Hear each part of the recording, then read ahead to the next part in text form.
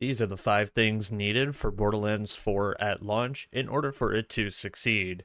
Now, if you haven't seen my other 2 videos that are going to be top 5s, top 5 wants and top 5 things that I don't want, I'm going to try to navigate away from those as much as possible, just so that I could have something new and so that I'm not going to be repeating myself through another video.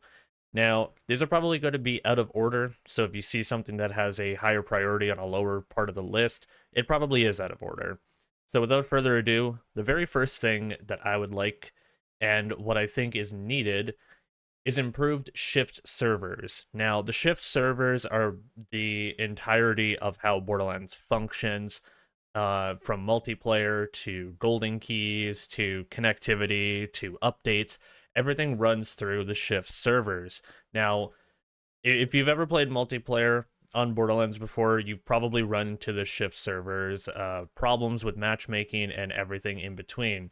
But if the shift servers are bad and they're going wrong, it affects every single game, not just the current game, but it'll affect previous titles as well. So improved shift servers should be a priority in order to make a multiplayer experience better. Golden keys, if you want to do a code or a skin code, so that you can unlock a new head or body for your character. I think those are definitely needed. And on the mention of golden keys, I think golden keys needs a little bit more of an improvement too, but that ties in with shift servers as well. So improved shift servers, definite need. The next thing on this list, if I was doing things in order, this would probably be my number 1. I don't think Borderlands can survive another Nerfpocolypse and the balancing issues that Borderlands 3 fought and competed with at launch. If we remember the launch of Borderlands 3, there was something that was going around called the Nerfpocolypse. The Nerfpocolypse was basically everyone was just getting to Endgame, they were getting their gear, they were getting their characters all set for level 50, and within a couple of weeks to a month tops, one massive patch dropped in and it nerfed all the really fun things to use that people farmed tirelessly for to try to obtain these items. Things like the crossroads, things like the flacker took a pretty big hit. The Lyuda, it had a bug attached to it, but that thing got hit pretty hard too. You probably remember the Nerfpocolypse if you played in the very early going. And the problem with the Nerfpocolypse is that that was the first impression that many of the casuals ended up facing, and they just never returned to the game from. Some people still, to this day, still hold on to the fact that there was a Nerfpocolypse and they just refused to touch Borderlands 3 and future titles because of it. It is the worst sour taste in the mouths of the community that was left, and another Nerfpocolypse, I don't think Borderlands could survive again. So I think ultimately the solution to that is just having a better focus on balance early on to prevent the Nerfpocolypse from happening as early as it did. I don't mind balance over time, but to drop it in such rapid succession so fast made it a very hard juggle to have early on in the terms of balance. So balance definitely needs a big change. The third thing on this list is a good story, good characters, and no retcon. Now, a good story is something that people still hold on to in the Borderlands 2 days with Handsome Jack. I know that I've touched base on this recently, but that is something that is still discussed today. And I think having something that is over 10 years now, 2012, still be the conversation of what makes a good Borderlands game. I think that's a lasting impression that needs to be existing. Good characters, this actually came from a comment on the most recent video. They were talking about Vaughn.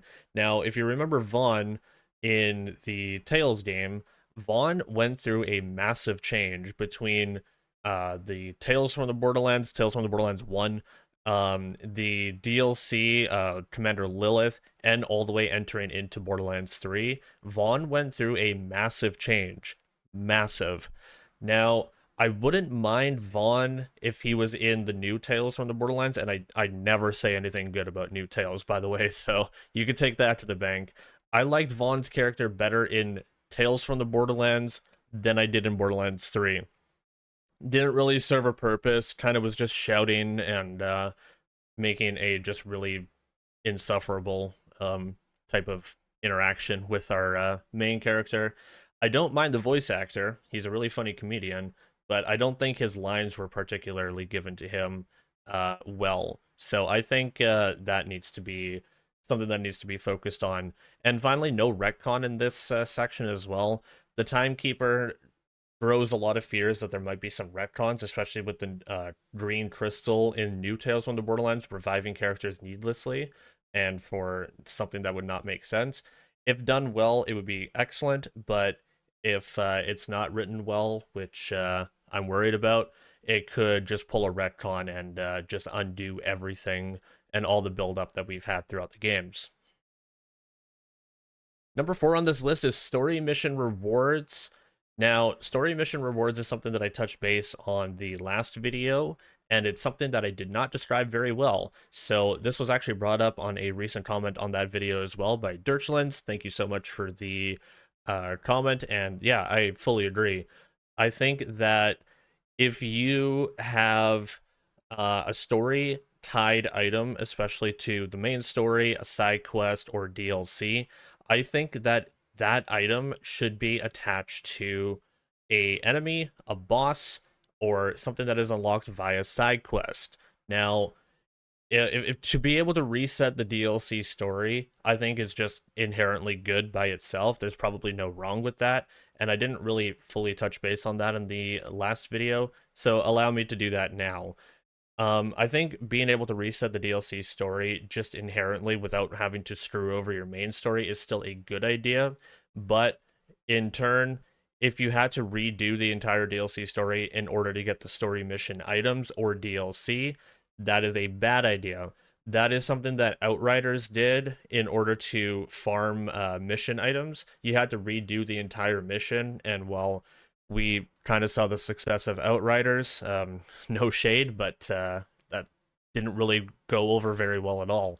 No, I think a side quest should be unlocked, or a rare spawn enemy should appear after the completion of the mission to be able to farm that character in order to get said item. It allows more chase. It makes it so that we don't have to do an entire story or side quest in order to get the item. And it also gives us an opportunity to have an enemy have a dedicated loot pool, which is something that is very necessary. And finally, because of that comment, Endgame and dedicated drops is going to be the final one on this list. An endgame rotation is something that a lot of players stick around Borderlands for. A lot of people have to go through the game through the story, obviously, in order to get to endgame, so that's important, but we need a reason for players to stick around. We need a chase, we need something to build our characters on, and something to progress. So endgame loot, endgame loop, sorry, and dedicated drops are something that are very important for this. Dedicated drops was also on a recent comment as well. I don't remember their name, but thank you for the comment. They said that there should be a boss that has their own dedicated loot, just one drop. For example, you knew that Nine Toes in Borderlands 1 dropped the Clipper. You knew that that gravestone in Borderlands 1 had the ladyfinger attached to it, and that those are the characters that would drop them, and nothing else. Hybrids excluded, obviously, but no, I think every single boss, rare spawn, should just have their dedicated loot, and that's it. And I think that would solve the loot pool problem being overcrowded. I think that would solve the dedicated drops problem in general. And then finally, endgame loop. I think we need a good, healthy rotation of classic raids, takedown raids that have optimal checkpoints in them. Guardian takedown, I'm looking at you. And I think that only one massive slaughter shaft is a really good starting point. I think that there should be a boss rush mode. I think that there should be an Underdome style variation for horde mode, but obviously improved and less annoying with ideal rewards attached to that. And just anything new, honestly, because we have a lot of the same, but a couple of new things would be nice as well. And I think those are good starting points. Anyways, that is the 5 things that I think Borderlands 4 needs in order to succeed. Feel free to toss a comment if you agree with this list. Double down on it if you want to. If you think they're wrong, tell me I'm wrong and throw in your own ideas. I would love to see, because now is the time to talk about things that Borderlands 4 needs and requires, because we are very soon going to be seeing a gameplay trailer from Borderlands. So we have a little bit of time to get these discussions out now. I'll see you guys in the next video. My name is Bflattened, and I'm signing on out of here. Take care, all. Laters.